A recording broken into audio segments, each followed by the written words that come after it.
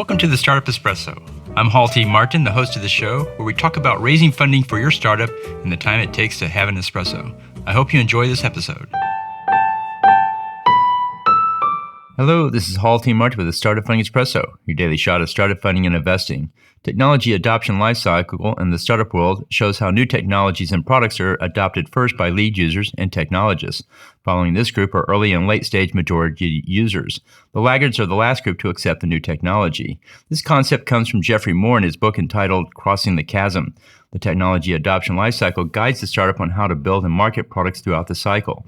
In the early days, the startup will sell to the technologists who need the functionality of the product but don't care about the ease of use or the price.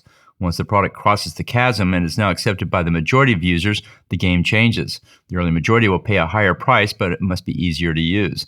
The late majority won't pay a higher price, and it must be even easier to use than before.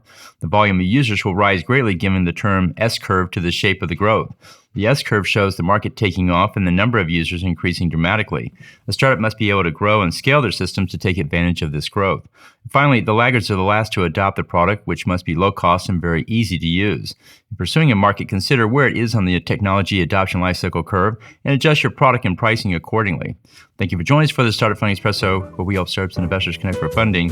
Let's go start us into today.